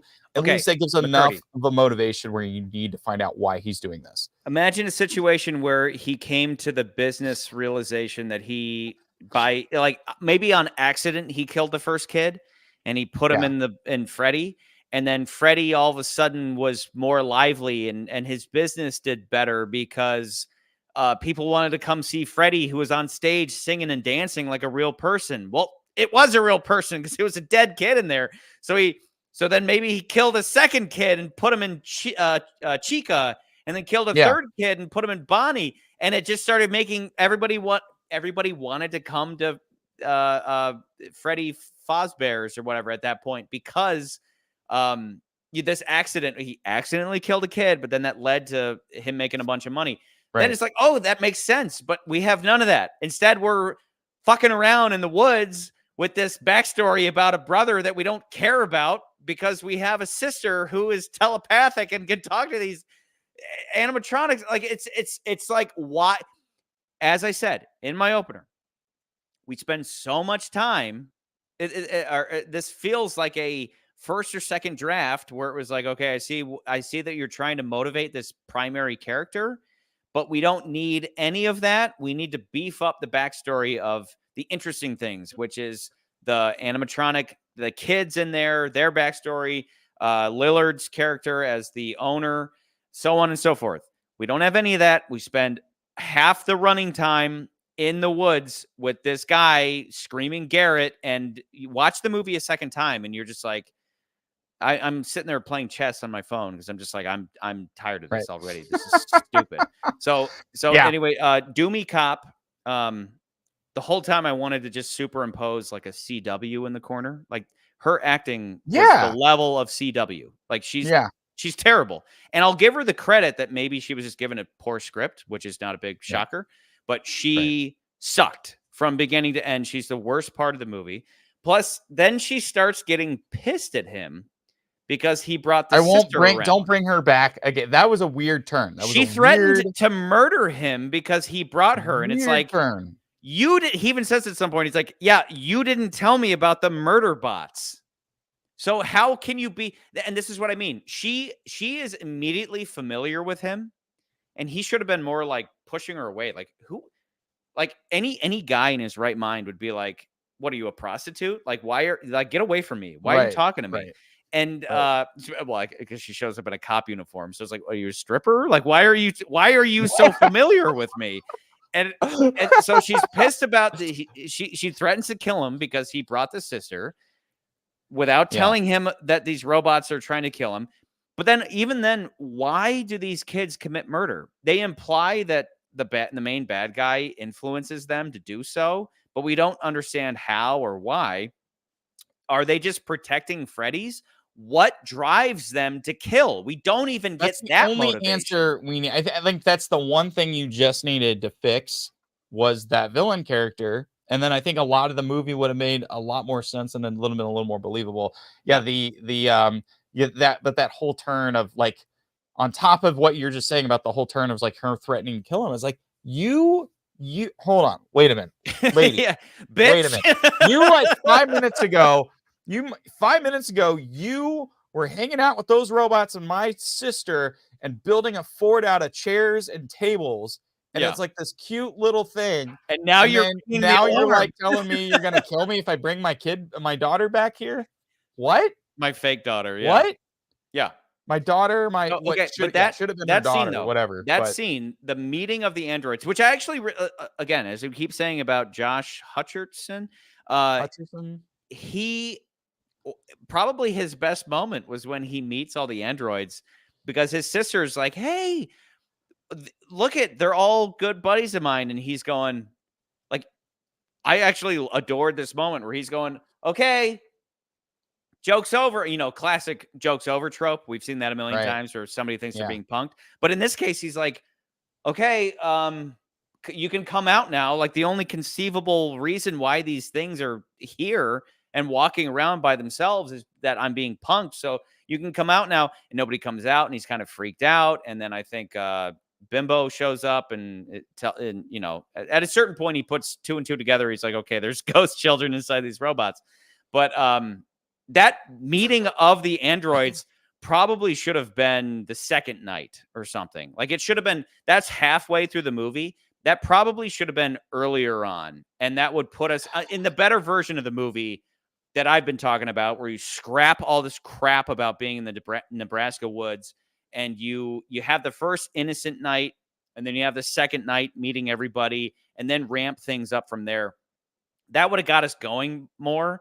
It would have been a different okay, the movie you're talking about though feels the like movie I'm talking about is hold on. leagues The beyond movie that this you're one. talking about to me, the movie that you're telling me right now sounds an awful lot like a movie like Toy Soldiers or something along those lines, where it's like a precocious kid gets some kind of meets some kind of weird creature or alien or toy, and then ends up hanging out with that thing for a while, but then it turns out that thing's like a different version of that thing. Is like, then it turns out those things are evil or whatever. Yeah. That's that movie that you're telling me. This is a different movie, but okay, that's the one that you're telling me seems a lot more like seems more like something like Toy Soldiers, where like they meet the robots. They're actually not as bad as they look. Or like, even like, it reminded me of the moment in Toy Story where like we get to Sid's bedroom, and then all of a sudden there's all the monster toys come out, and like first Woody's like, no, get off of them. And then he's like, oh no, you fixed them. And then he was like, yeah, these toys are actually demented and they've been victims of Sid. And you're like, oh, so these guys aren't bad dudes or whatever. And that was kind of similar, but it's a little messed up and convoluted when you have the robot things are like killing people. So you really can't play with that thing. But that's neither here nor there. So okay, we need to know if this is Mika or Micah. Could you please confirm? But yeah, we largely already talked about this. I don't feel like the brother plot line was wrapped up in a satisfying way, since that seemed to be the driving character motivation for Mike. Yes, but what you're talking about, McCurdy, is the structure, right? You have 5 nights. So 5 nights. 5 acts. The first one should be innocent and straightforward. Maybe something creepy happens. The second one should be, I'll speculate that maybe it could have been like, just like the video game, they come to kill Mike and he survives. The third one is that Abby's there and that she starts to bridge the gap and communicate with them. And then, and then maybe the fourth. So like you have like up, or you have like down, up, down, up, down, up, right? So like the last one would be our big crescendo or whatever. But I would say that if you're gonna have this, there's so many stupid elements to get through. So we're juggling all this crap at once. We're juggling one of the lot. stupid elements is that there's a wall of drawings. That wall of drawings, it's all kids' drawings, and that's something that Abby does. She draws a lot, and she's like telepathic, so she like draws things that she shouldn't be aware of. I don't think she's telepathic, but she's that was okay. never She my. shines. She's got the shining. Whatever, I call don't it think whatever you she want. has She's it. got the shining. She has some ability to know things that she shouldn't know, and she can talk to ghosts. Call it. She's Danny from The Shining. So there's a wall of drawings. From the beginning, she should have been communicating with them through the wall of drawings directly as well, sure, but if you tell me if you remember this, in the beginning of the movie, there's a teacher who's like, because in the end they end up defeating him with the wall of drawings, right? They take one happy drawing of the rabbit, the leader guy, the owner. Oh my god, that's the with same all ending the to kids, Insidious 4 or 5. and they It's the have same like ending. they have all these happy drawings, and Abby takes down a happy drawing and replaces it with a drawing of him murdering all of them. So suddenly all the I kids completely forgot about all of remember. that. That's how they defeat Completely him. forgot about all that. That's how No, they I know, defeat but I him. forgot about that. But no, I forgot Yeah. about that. But then I was So, like, wait a minute, but- that's the yeah, that's like the but that's a lot like the ending of Insidious 4 or in 5, where it's like yes. all he has to do is paint the painting. Yeah. At least that's So, a little more okay. set up. This came So, out of nowhere almost. This was set up, and I'm gonna big finger quotes for anybody watching. Big finger quotes. It was supposedly set up in the beginning, right? In the beginning, the teacher is saying pictures mean something to kids. Pictures are what make the world for kids. So it's like even though kids can speak by the age she's teaching, she's like, pictures mean more than words. So that's how they set it up, which is it's stupid. I mean, at the end of the day, it's stupid. So these kids are tricked into being playing a role because of these pictures. So we don't even know who put the pictures up in the first place. Like somebody drew a happy picture, and I was under the impression that all the pictures that were already there was a part of the set dressing, and it was basically the kids that were at this Chuck E. Cheese, Fozzie Bear's Pizza, and they would draw pictures while they were there and put them up. And like I've seen, like, you know, when you're waiting, but as those a kid, are what's like, tricking that to me them. felt like a thing. Then who drew the picture I don't know. of the They big don't rabbit explain and that. all the We kids? don't know why he needs the 99 souls. Like, who like, drew the picture of the yellow rabbit with all the kids? That was Vanessa. essentially tricking all the kids into thinking that they were like, it's so stupid. It's such a horrible plot device, and that in the end it was like, It's very Deus change Machina in a the sense. drawing, and then the kids will turn on him. It's stupid and lazy. Never It's set just up. bad. So It's never really set up. So throughout the movie, she should the sister Abby should have been adding pictures to that wall to interact with the androids. That would have set it up better. So in the beginning, you would have had just the teacher being vaguely just being like, yeah, kids love drawings.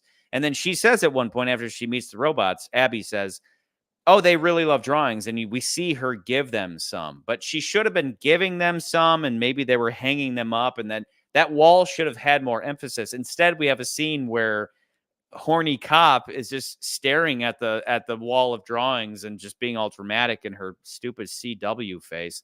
But yeah, she should have been doing that. Like, even like, I imagine a different script entirely where Abby's with him for all 5 nights, because it's like, I have this daughter, I have this sister that I need to look after. So I bring her with me. And then it's like The Shining. I mean, it's literally like The Shining. She has the ability to communicate with these robots that he doesn't have. So he's off doing his thing where he's meditating about his dead brother, and she is like putting up drawings to communicate with and then the robots slowly start to, like, support her more and see her as a friend because of these drawings. I mean, I'm only pointing out what's already there. She's a person who obsessively draws, and there's a wall of drawings, but instead they only use that element once at the end. So, and then there's like a series of really bad lines. So let me go through a couple other things. Like, speaking of setup and payoff, right? The girl Abby, at some point, they're on stage playing a song. She walks up to the guitarist and she hits the guitar and it explodes and pyrotechnics, and then she flies back and she wakes up and she's like, "What happened?" And they're like, "Oh my God, I'm so sorry. You got exploded." I was counting on that being a setup for later, that guitar being used as a weapon or something. That never happens. It was just a I thing do that wonder if that happened was one a time. well, no, I think no, wait, at that point, does that not set up the whole electricity thing? Is like that's the only thing that affects them is like No, shocking no, them or whatever? no. That wasn't electricity. That was fire.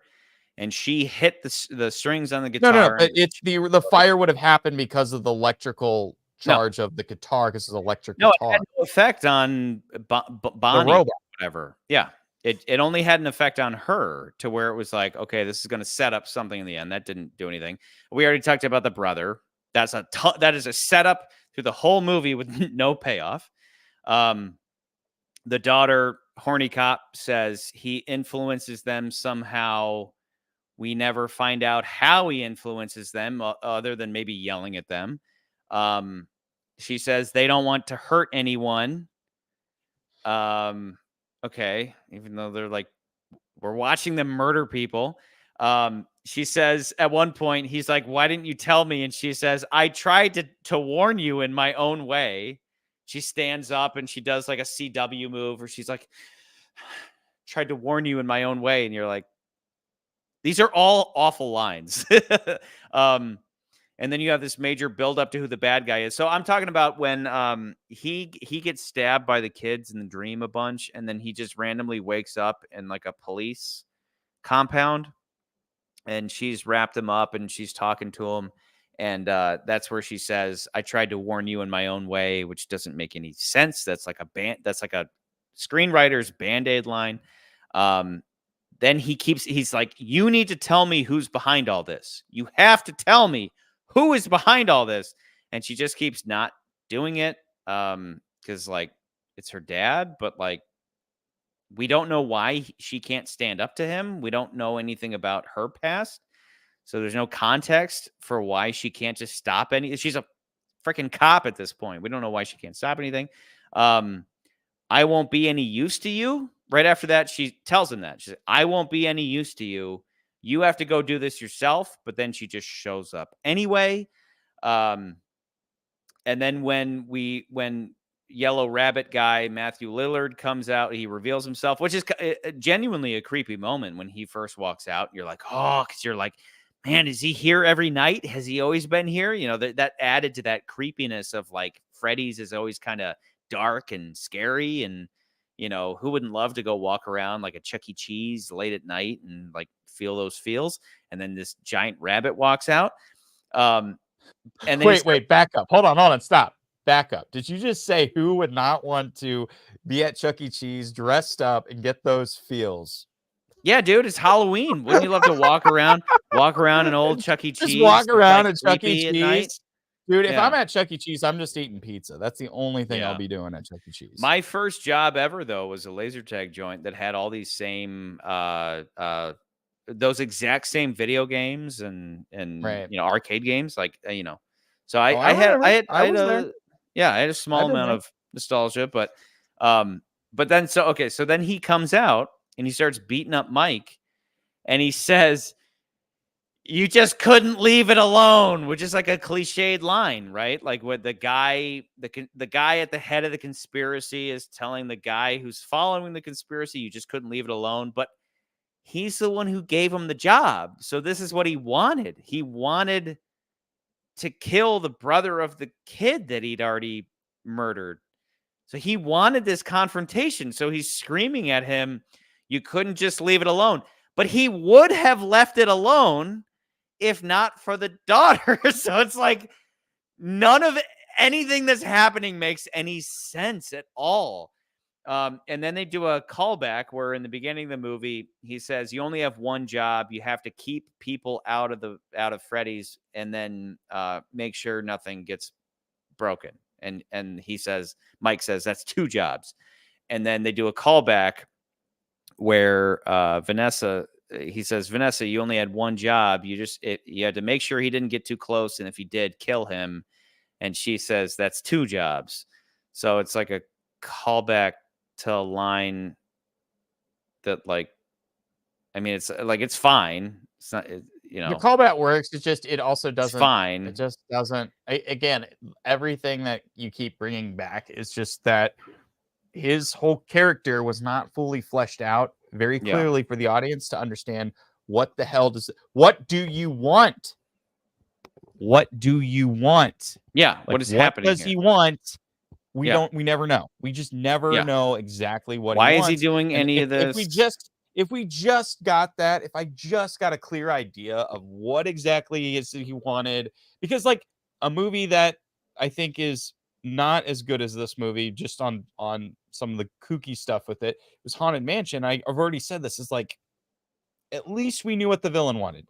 At least we had that, and at least it kind of drove the plot and how it all kind of came together. This movie, it's like that's the only one missing piece, is that we just never find out how it all comes together. But there's a lot Yeah. of other stuff in this movie I liked, so it's like, Yeah. you know, I like the premise. I like the idea behind it. I like, I liked the sister, the brother. I kind of like that stuff, but it's just like, I just wish it was just a little bit better. Yeah. So just a Anyway, couple more yeah. things. Just a couple Oh more my things. god, do you want to really go through I'm almost everything done. with this movie? I'm almost done because we're Oh at the my ending. God. So he All right. then screams out, bad guy, Yellow Rabbit, Matthew Lillard screams out as the kid. So the Abby has changed the drawing and she puts the drawing up on the wall, and now all the robots have realized that he's the true enemy, because for some reason they all forgot that he murdered them, because drawings on the wall made them only remember happy things. It's so stupid. So That's how then it works. they start to come at him, and he's like, I made you what you are. I'll kill all of you. And he screams out, I always come back. Is he a ghost? What does he mean he always comes back? Did you Did watch he die? there's the scene at the end where he finds out he lives. Well, he somehow. lives, but are we to understand that every time that the suit punctures his chest cavity that he always comes back to life? What is he immortal? What Maybe. McCurdy, what the F is going on throughout this whole stupid ass movie? I didn't play movie all the sucks. games, so I have no idea. Exactly. So he says, I always come back, which implies that he's like he's got a Lazarus pit somewhere or whatever. Like, I don't know what that means. Has he died before? I don't get it. And then meanwhile, all of Freddy's starts to fall apart, a la something like the end of any Bond movie we talk about, where the complex is exploding and the good guys have to run out of there, and out of nowhere Freddy starts to collapse like it's Indiana Jones and Last Crusade, and everybody's got to get out because the ceiling's caving in. I completely And forgot about that. Why That part was really what dumb. is That was dumb. I was like, wait, everything is dumb. This movie is really dumb, and this movie if this movie would have delivered on exactly what you and I thought it was going in, where it's like, oh, you have this like goofy movie about a child's pizza place, and it's going to be a lot of like, these dolls are murdering people. Sounds like a good time. How do you screw this up so bad? This movie is so stupid, and it doesn't provide any context. If only it could have been, okay, take yourself less seriously, ramp up your self-awareness, and make it more like the video game. And the video game is very aware of what it is. The video game's like, hey, so I know none of, the guy on the phone as you're in the security office is like, hey, I get that. And remember, I've only played one night. It's like, hey, I know this is weird, but like these dolls are going to try to get you. So like, try to not use any energy. And I mean, it's very self-aware and stupid. And that's the charm of it. This movie misses the charm and just ends up trying to take itself so seriously that you can't enjoy it. Because if you're going to take yourself seriously, then in that logical context, you don't have any setup and payoff that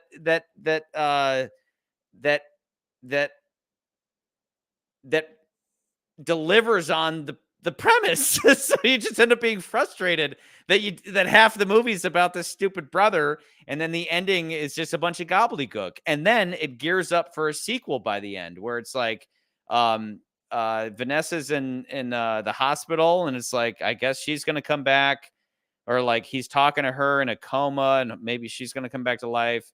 And the girl, the little sister, wants to visit her friends back at Freddy's. And then the owner of Freddy's is still alive. So it's like they're gearing up for a sequel. Maybe they were more concerned about their sequel and less about making a good movie that everybody, regardless of knowing the video game, could enjoy. I don't know. I know that the only thing I do know is that I think originally they were planning to do a trilogy. I think they actually still will be doing this trilogy, unfortunately, because they made a lot of money. This movie, it had a really great opener for, I think it was like one of the top grossing openers for this year. So it's probably, they're going to have another one of these to come out. But we've laid out all the points. I think right under Insidious, The Red Doors, I would put it there. I would agree with it. Like, I would be like, yeah, I don't really have any arguments. So I'm not going to argue any higher. I would maybe argue lower. Maybe the lowest I'd go would be, there might be a case for the Demeter being better. Right. But it's certainly the neighborhood. Like, I think that, I mean, even watching it a second time, again, we're talking bottom of the list. So it's not like this movie is worth anybody's time. I think this movie sucks overall. It's like, I think for me, it's just the thing that I think elevates it for me is mainly the premise itself. Just the genuine, interesting premise itself gets me interested enough in this movie that I think it's just a little bit better than The Nun 2 and The Last Voyage of the Demeter. Because The Nun 2 is a sequel, and you're like, okay, it's about a nun, but the premise within that story isn't really that interesting. And then The Last Voyage of the Demeter, it's like, I really wanted to like that movie a lot because it was a Dracula story and I thought it was a cool story. But it's like, we've kind of seen, I mean, again, I kept harping the fact on that we put it below Alien the Nun 2 in speaks volumes. Yeah, speaks volumes. So, right. So I think I'm gonna agree. I think Insidious: The Red Door has a little bit more class. It's classier. It's classier because it has it delivers on the family element, where this has this whole stupid B story with the brother that doesn't go anywhere, and it vaguely ties into someplace, but it's how he can talk to these kids. But he already had a little sister who could talk to the kids. So as a plot element, as a plot device, Abby should have been used as the mechanism to communicate with all the dolls. Instead, he also communicates with them in his dreams, and it just makes for just a messy story. It is just messy. This whole thing is messy. And again, coming into this whole thing as a guy who knew nothing about Five Nights at Freddy's, a video game, it's kind of like the Mario movie. I would rather just play Mario than watch the Mario movie again. There's nothing that elevated this beyond the simple premise of the game. It's literally it's that typical, like, hey, add a story to this video game. Well, what's the video game? The video game is you're a security guy in an office, and you can look at cameras to see if dolls are coming to kill you, and then you can shut a door. Okay, well, what's the story? That, I don't know, write something. And so they write something about, well, this security guy, he had a different security job, and he was so crazy with that job because his brother in real life was taken. So when he sees another kid that he thinks is taken, he's all zealous about it, blah, blah, blah. It's like, okay, that's fine for a couple of scenes, but then stop writing that. That's your backstory. Why is the entire movie about that? And it just ends up feeling like filler. And by the end, like I said, especially watching it a second time, I was like, this movie's a piece of shit. Watching it a second time, I couldn't wait for it to end. The first time, I at least had the question mark of where's this going. Right. The second time, I was like, no, it's not going anywhere. So I just can't wait for the stupid ass movie to end. So I'm going to go for it.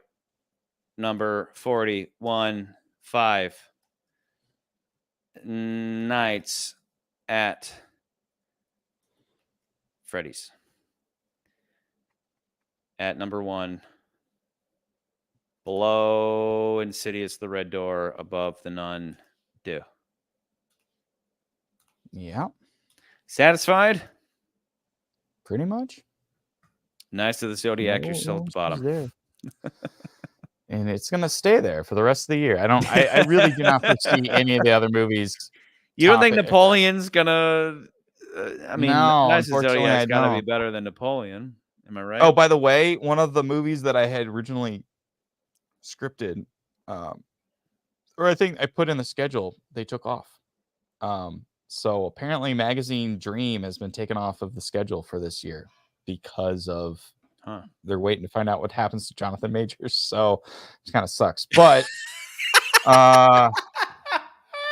yeah, they're like, yeah, I don't know if we're gonna be able to promote this movie. So yeah, bye-bye. Wow. And then can you imagine being Marvel and you're like, we staked an entire phase 1 and 2, or we staked 3 phases on this guy who beat up his girlfriend. You laughing? That's not funny. That's so funny. That is so funny. I mean, it was like, can you imagine if like what's his name? Thanos. Damn it. What's his name? What's his name? Who played Thanos? Like murdered somebody. they're like, oh my god! Like phases 3 and 4 are all about this guy. I think. Yeah, but at least with that, my god, he's a rapist and a murderer. Oh my god, we just lost $1 billion. There, at least they could have recast there with this. Yeah, with this, it's like yikes. It's not Josh Brolin. It's bad, but it's not. It could be worse. It's a good thing Josh Brolin is a good old boy. He didn't, as far as we know, he don't drink no adrenochrome. Yeah. I'm looking at all the movies for the rest of the year that I've kind of put on here, and I don't really think any of them are gonna be bottomers. They're gonna be either middle contenders or for the bottom. Top. Yeah, there's no bottom contenders. I think they're all kind of top tier or middle. What you expect? That's how it goes. You know. Yeah, because we've got next week. Yeah, next week. Next week I put What Happened Later. That might change. I wasn't even sure. I don't even know if I've heard anything about this movie. So I'm gonna maybe we might relook at doing either not doing a movie that week or doing something else. November 10th we've got The Marvels or Holdovers, but I think we're just gonna go see The Holdovers. Yes. November 17th I think is Hunger Games. Ballad of Song and Birds and Snakes. We might change that. I don't know, but I do. My wife wants to go see that. She's finishing the book right now. Then we'll see Napoleon for sure. Just the new Ridley Scott movie. December 1st, we got The Bike Riders, the new Austin. What's this last guy? The guy played Elvis, but it's also got Tom. Not Tom Hiddleston, the other Tom. The Bane Tom. What's Bane Tom's name? Tom Hardy. Tom Hardy in a movie called The Bike Riders. December 8th, I've got Poor Things. It's by the same guy who did The Lobster, and it's got Emma Stone, who's basically like a Frankenstein character. It looks really weird and quirky. Don't know if we're going to like that movie or not. December 15th, Wonka. And then December 22nd, Christmas, we may be seeing a bunch of movies. Who knows? But we got Aquaman 2. There's The Iron Claw, which is a movie about a wrestler. There's also Ferrari, and then The Color Purple. So I don't know which. We might see a couple movies. I don't know. We'll see. Are we going to cap it? Are we going to cap it, or are we just going to keep going? Just keep going to the end of the year, because it feels weird if we just say, "Oh, we saw all these movies," and then we didn't go to the end of the year. So yeah, because maybe next week, maybe we just say we don't do anything next week. Who knows? All right. Well, catheter. Cathoon. Yeah. Boom. Oh, no. Here, I got it. Oh, there. I got it. Okay. Literally know nothing about the man other than he made a bunch of video games that people He started off doing like Christian and family related video games. And And then then- he and went then from that doing this horror thing. Figured out that stuff doesn't sell, unfortunately, because we live in a fallen world where only sex, drugs, and rock and roll sells. So inevitably, everything in a free country, everything just moves towards sin because sin sells. I can't with this dude. I can't. That's how it goes. But I think it's cool. I do think it's really cool that at least he's been able to have some control over his own creation, even down to like, hey, we're making a movie about it. You're going to be a producer and even writing the script. Even though maybe in the end he shouldn't maybe someone have could have done that. looked at his script and been like, let's where do we change put him some at? We put him at number 40, 41. So maybe somebody else should have, maybe he should have just produced and hired other people. But I don't know. I know nothing about the man. Good on him for making because the only little tidbit that I read was that I think you mentioned this early on, that he made a game that people were like, the feedback was the lead character is kind of creepy and we don't like it. And he was like, let's lean into that. Let's make something that is creepy. And because you can tell that the first game was made on a tiny budget, a minuscule budget, and people loved it because it was simple but effective. And then that I love stories like that. I love stories about something that is initially no money at all, because you and I can both empathize with that. Zero money whatsoever, and then growing that into something that's really big is an aspiring tale. I hate this stupid movie. I hope the sequels are better. I didn't hate the movie, but I definitely didn't. The second time I did. First time I did not. Second time I hated it. Second time I was like, this movie sucks my balls. Somebody else that I was looking on Facebook, they were posting and they said something about the effect of like they had a son who's probably in that, again, junior high school age, and they were like, this is a great like gateway horror film. And I'm like, I think maybe, but I mean, it's also it's kind of like it's just a weird kind of like it's not a gory movie, but it's not like it's kind of played to be dumb in ways. This movie sucks. I don't know. This movie blows. You just hate You just hate Freddy. You got molested at a Chuck E. Cheese, then you never got over it. All right, that's enough, Chucky. That's enough. Chucky. Calm down. Chucky. Five Nights at Chucky Rance's. It's okay. There's a new movie. I have a pitch you an idea for a movie. We're gonna prolong this.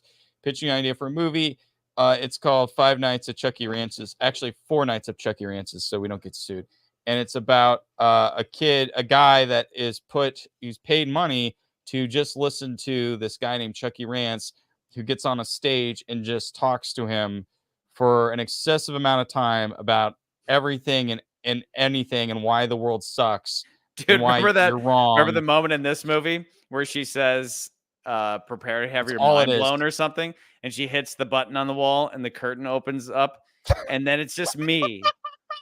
And I'm just going off about ready to have your mind blown and boom, and you're just going off. And people are just like, and the whole movie is just like, there's a way out, but if you press the switch, we'll stop it. It's the kill switch, and then little do they know that actually kills them.